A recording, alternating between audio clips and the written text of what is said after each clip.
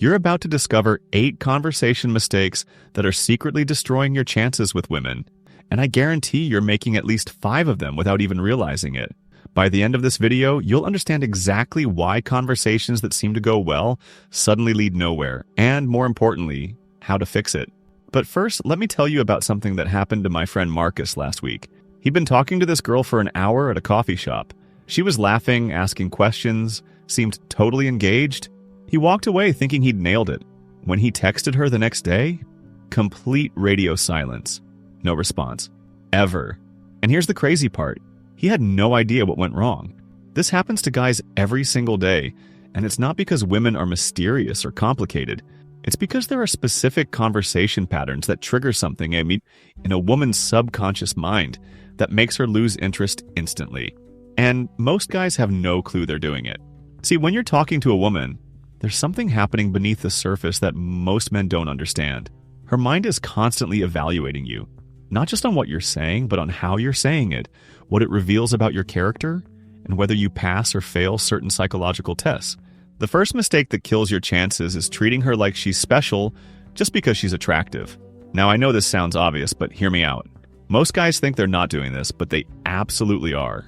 Here's how it shows up in conversation. You start asking her more questions than you would ask anyone else. You laugh a little too hard at things that aren't that funny. You agree with opinions you don't actually share. You give her your complete attention while ignoring everything else around you. These might seem like positive things, but they're actually sending a message that you think she's above you. Women can sense this immediately. When you treat someone like they're special just because of how they look, you're basically saying, I don't think I deserve to be talking to someone like you. And nothing kills attraction faster than that mindset. Instead, treat her exactly like you treat your sister's friend who you've known for years. Be friendly, be engaging, but don't give her special treatment. This immediately sets you apart from 90% of the guys she talks to. The second mistake is trying to impress her with your achievements or stories. This one's huge because guys think they're building attraction when they're actually doing the opposite. When you tell stories about how successful you are, how much money you make, or that crazy adventure you went on, you're essentially saying, please think I'm cool. Here's what actually works. When you talk about yourself, make fun of yourself a little bit. Tell stories that make you look silly or human rather than impressive. This shows confidence because only a secure person can laugh at themselves. It also shows you don't need her validation to feel good about yourself. I'll give you an example. Instead of saying, I just got promoted to regional manager, try something like, I somehow convinced my boss I'm responsible enough to manage people, which is hilarious if you knew me in college. See the difference? The third mistake is giving detailed answers to simple questions. This one's subtle but deadly. When she asks, what do you do for work? Most guys launch into a 5-minute explanation of their job, their company, their career goals, and their entire professional history. But here's what's really happening. The person who talks more about themselves in a conversation is the person who needs approval from the other person. Think about a job interview. You talk about yourself because you need something from them. In dating, when you overshare about yourself, you're subconsciously communicating that you need her approval. Keep your answers brief and turn the focus back to her. I work in marketing, but enough about me. What's your story? This creates mystery and shows you're not trying to impress her with your life details. The fourth mistake is being too available and agreeable. When she states an opinion, you immediately agree. When she suggests something, you go along with it. When she asks if you want to do something, you always say yes. This might seem polite, but it's actually boring. Women are attracted to men who have their own opinions and aren't afraid to express them. This doesn't mean being argumentative or rude, but it means having a backbone. If she says she loves romantic comedies and you hate them, don't pretend to love them too. Say something like, really?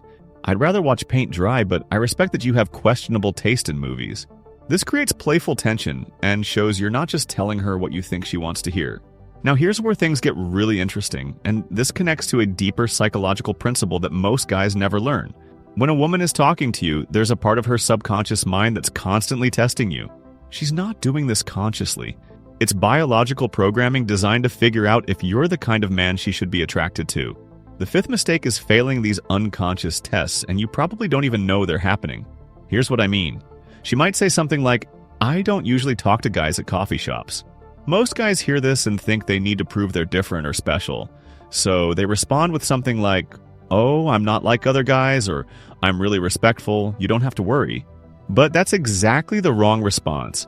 What she's actually doing is testing to see if you'll seek her approval or if you'll maintain your confidence. The right response might be something like, "Well, I don't usually talk to girls who judge people based on where they meet them, so I guess we're both making exceptions today." This shows you're not intimidated by her statement, and you're not going to change your behavior to accommodate her comfort level. The sixth mistake is not understanding the power of emotional contrast. Most guys try to maintain the same energy level throughout the entire conversation. They're either always serious, always jokey, or always intense. But attraction builds through emotional ups and downs, not through consistency. This means sometimes you're playful and teasing, sometimes you're more serious and deep, sometimes you're challenging her, and sometimes you're being warm and connecting. This emotional variety keeps her engaged because she never knows what's coming next. Think about the most charismatic people you know. They don't have one personality, they have range. They can make you laugh 1 minute and make you think the next. That's what makes them magnetic. The seventh mistake is seeking validation through her reactions.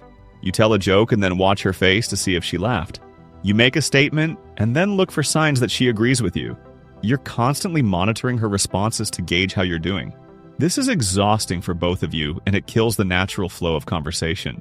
When you're focused on her reactions, you're not present in the moment. You're in your head calculating and analyzing instead of just being yourself. The most attractive men I know don't pay attention to every micro expression or response.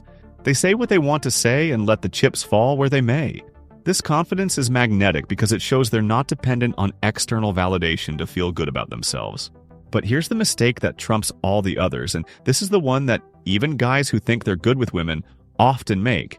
The eighth mistake is not understanding that she needs to feel like she's earning your attention, not receiving it as a gift. Most guys approach conversations with women like they're giving her a present.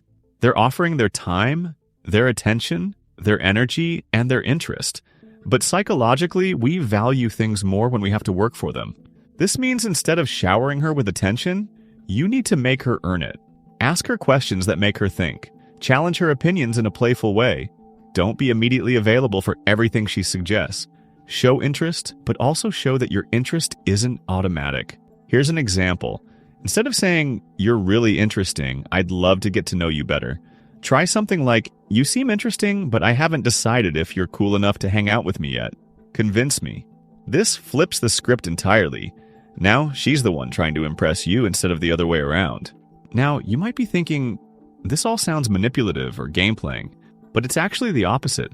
This is about being authentic and confident instead of needy and approval-seeking.